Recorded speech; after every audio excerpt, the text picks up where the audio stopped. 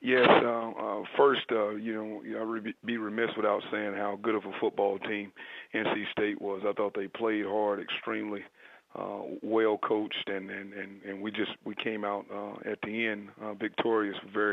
Very happy about it. I think our guys played as hard as we could have imagined them being able to play. We got great contributions out of our defensive front, and our offensive line, for the most part, kept Phillip up to give us our playmakers a chance to make plays. As we continued to move through the game, we tightened some things up and adjustments at half times defensively and offensively, and I was very proud that our fourth quarter was our best quarter from a standpoint of execution and playing team ball. We got a big stop, and we got a score. Then we had a big kickoff, and it was tackled down there inside of the 5, and at 8 o'clock up, and our guys played good team ball. We're very, very proud of the way they played. Looking forward to going into a big-time matchup in an SEC environment against a good SEC football team. It's going to be a tough environment to play in, but we're going to work like heck to be prepared to go down there. You're going against Coach Muschamp and Coach Robinson do a great job on defense, always have done a great job on defense. They have the pieces of the puzzle that they need to be successful down there, and they play hard. We've got our hands full, but we're going to go down and play as hard as we can, and then offensively, very familiar with kind of some of the stuff they do offensively. Worked with Kurt Roper for a while at Duke University, and is one of the sharpest, smartest people that I've been in a room with. So they know exactly what they're doing. They're blessed there. They got Perry Orth and Brandon McElwain. It's two different types of players, and can be hard to can be hard to prepare for. So we've got a lot to do in the next few days and get ready to go down to Columbia and play a good football team. We'll take questions for Coach Montgomery, please. Star 1 on your telephone to join the queue, then the operator will introduce you. And we'll first go to Alex Riley from Wilmington Star News. Good morning, Coach. How are you? I'm doing well. How are you? Not bad. I know it's probably not a topic that you stress with your team, but given the kind of climate in college athletics right now, with what kind of went down with the Big 12 and stuff, obviously you guys have a stretch right now of 3 straight Power 5 schools. You've already beaten one. You've got the next 2 coming. Is there not any extra emphasis, but can you understand the importance of performing well in games like these to kind of make a statement for the schools that aren't in the Power 5 conferences? We're just trying to really put together the best, football team we can to go into stadiums with, and to make sure when we go into stadiums, despite where they are, despite who we play against, that we're getting the product that we want. Now, we do understand the importance because we feel like we play in a big-time conference, but we also we understand how important it is for our kids that have worked so hard when we get into these big-time opportunities in games to play well. So we do feel it, but we try to make sure that we prepare every week to go in and put out a product that everybody will be very proud of. So at the same time, there is this part of us that's human that says, we have this chip on our shoulder because of not being, selected, because of some of the things that may be said about us leading up to, to games, not by the opponent, but just, all the naysayers around college football for small, or what are perceived as not Power 5 conference teams. So we're really proud and happy to be able to play against some of these teams, and we're also watching really closely the other teams in our conferences and the other conferences. I mean, they're all playing good football, so we take a lot of pride in going into some of these matchups. Yes. Thank you. And we'll now go to Ronnie Woodward with Greenville Daily Reflector. Hey, Scotty, how you doing? Hey, Ron, how are you? Good.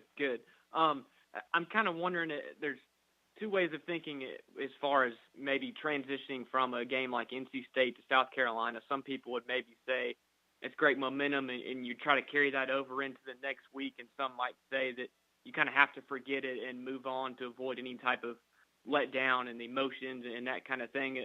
Where do you maybe fall as far as transitioning from that big win and moving on to South Carolina? I mean, we've talked about from day one of just winning the day. I mean, we went out and had a great Sunday practice. It was intense. It was a lot of speed on the field. We played and practiced, or I should say we practiced really hard. So we're trying to focus on today, which is a big-time preparation day for our coaches and a big-time rest day and mental day for our players. That's what we're concentrating on. We really, from a standpoint of enjoying it, I think our guys understand we expected to win the game. We went into the game prepared. We had a lot of faith in our players. We didn't go into the game thinking that we were not going to win.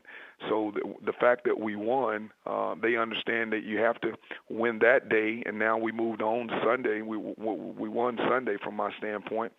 And then today we need to finish the day and make sure that we do a good job the rest of the day. So it's really, from day one, our guys have been pretty focused on the actual day that they're in. And that's kind of been, the part of the journey. We just talk about different legs of the journey. And it's a big win. But I think it's a lot bigger for maybe some people that are not in the building. And our kids are just focused on trying to, put together a good stretch of games against quality opponents and big-time environment. What about physically? I mean, I know Phil got beat around a little bit, and obviously it was an intense physical game. Can you manage that? Do you lighten up at practice or manage this stretch at all, or do you just kind of have to gut check time or whatever you want to call it, from a physical standpoint? Well, definitely you have to manage it. I came from some National Football League background where we played I think 23 games or something to get to the Super Bowl, and there was the AFC North was one of the more physical conferences in my opinion. And there's going to be some managing of it. We have to make sure that we take care of our body first off. That's the athlete's responsibility to come here. And once they get here, our training staff will do a good job of maintaining their level of conditioning and just treatment. But we also have to make sure that we take care of them. And I'll get a good feel of where we are as we move forward. We've tried to help our kids with some pool workouts and moving them along. But we also we hit some striders on Sunday to try to get some of that all that pain and stuff moved out of the body. But we'll take care of them during practice. But we got to go practice hard. I mean that's if we practice, it doesn't matter how long we practice. It matters how we practice, and that's what we'll try to do. So it'll be intense. We won't change very much, but we will lean on our trainers and also our strength and conditioning staff to watch and see how we need to manage our practice schedule. Gotcha. Good stuff. Thanks, Coach. Yeah. And we'll now move to Kevin McNamara from the Providence Journal. Scottie, kind of off your last answer, I'm curious now that the season's up and running and you're into the regular season grind, how often do you practice tackling with full uniform, not just shells? Okay, so we do that once a week. Yeah. We have what we call on defense a tackling circuit, where we do that whether we're in shells or we're in helmets or we're in full gear or we're just in shorts and shoulder pads. And it's not actual tackling of people. We have the tackling wheels and different tackling dummies and pads out and different things to try to emphasize the process of tackling and teaching it, as a fundamental and the way that we can keep them safe, but also how we can get people on the ground. So we practice it, 3 days a week, but we truly only have full pads on tackling and practicing tackling people with a thud type tempo, maybe 1 day a week, Yeah, and if you play on a Saturday, is it a specific day or do you move it around? Well, we try to keep it earlier in the week, the real day. So we try to keep it on Tuesday, but it depends on who we have available. If we have a tough week where we have people that are not available, we'll switch it to later in the week and on a Wednesday. But it won't get past Wednesday at all. I mean, they've been preparing and working for so long that if you start hitting them that late in the week, you can't take a chance. But we also have to have them prepared for when they get in the stadiums to protect themselves and get people on the ground. So we do it. A lot of people never touch each other during the season. Unfortunately, my high school coach would choke me if that was the way that I ran practice. So that's not the way I run practice. So last one, is this a new thing, or this is how you've done it, and even when you're an assistant coach, or is this a kind of a change in the last couple of years? No, we've kind of always been, this way in college. Now, in the National Football League, it was nothing like this. We didn't past a certain week of the year, we weren't even being pads. It just depends on, the people that we have. A level of maturity moving forward will also have a lot to do with that. But we have to practice tackling because we're not an acquisition team. We're a developmental team. So we're trying to get players and get them here and get them better. And even our players that are not necessarily playing on Saturdays, we still have to fundamentally get them better. And tackling is a big fundamental of football. Great. Appreciate it. Yeah. And we'll now go to Dan Tortora from wakeupcalldt.com. Hi, Coach. How you doing this morning? How you doing, man? Doing well. Thanks for asking. To kind of go back to what you had introed about, getting a victory against an ACC team so early, obviously for you as a head coach and a statement that you're making and how that helps recruiting in the state of North Carolina. So just how you see it as a coach early on and how it helps you recruiting. The first thing is that, we're very proud of our players. And we did have a ton of recruits in, and, we had an official in, and, it was a big-time game and, just a great atmosphere. Pirate Nation was probably the biggest recruiter that we had here this weekend. But when you win a game like that, it gives your players energy. And it gives them energy to recruit after the game, and it gives them the energy and the love that is going to be shown between them and other people looking at it. So it's such a big, deal for us to be able to win that game. But I think it was just as big of a deal for us to how hard we played. I thought our kids played hard and they looked like they enjoyed it, and that can be a big deal in recruiting too. When you're a young guy, you want to come in and see a staff that coaches hard, but also gives their team the ability to have a little bit of fun, and we're trying to do that. But you also realize that we're extremely hard on our guys from a discipline and conditioning standpoint. So all those things kind of working together, it was a good game for recruiting. And then as far as James Summers, he's been utilized before you and now during your time as someone who's multifaceted. He can run the ball, he can pass at times, he can obviously go out there and catch it. Just what you can say about James. I know he was able to score on the ground, and just what he's been to you as a weapon this year from what you've seen. Well, he's challenged. He's challenged us. He's challenged me. He's challenged our offense. He's challenged our defense at times. But he's a very, very well-rounded player. And you hear people saying he's a jack of all trades, not a master of. That's not him. He's a master of all of his trades. And it's unusual for that to happen, but he's challenging us from a standpoint. If we got to continue to find more ways to get him the ball, he's very sharp. He plays the quarterback position, so he knows all the positions from a skill standpoint, whether it be tight end, receiver, or running back, quarterback included. And you just got to continue to be fresh with ideas and moving him around, and at the same time making sure you keep him healthy. And he's one of those guys that he can come out of the game for 4 plays and then come back in and have a splash play, and then play 3 more plays and have splash plays. So he's not a guy that has to get in the rhythm. He's just a great weapon for our offense, and moving forward, we're going to try to do more with him and let him keep touching the football. And he played really good without the football in his hands. So, we're happy about that too. Thanks, Coach. I appreciate it. And we can get one more in for Coach Scottie Montgomery, please. And that question will come from Leo Haggerty from It's Sports Magazine, Tampa, Florida.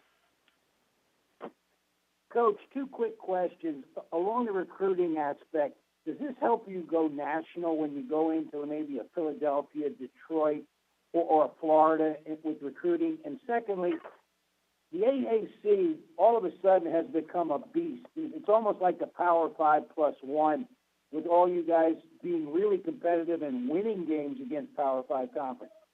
How tough is this conference this year?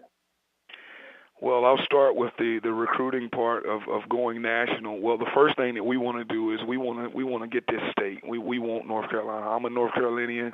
I love the state of North Carolina football. I love high school coaches in North Carolina. I'm responsible for being a coach because of a North Carolinian at the high school coaching position. So we want to get that part of it. But we do think that this will help us go, broaden our horizons a little bit and go other places as well. Or when we do go to our footprint, which is from Virginia Beach, basically down the coast of Florida, when we go into those places, that we will be well received. So we really need those areas because they've been good to us. If you go and look at our roster roster.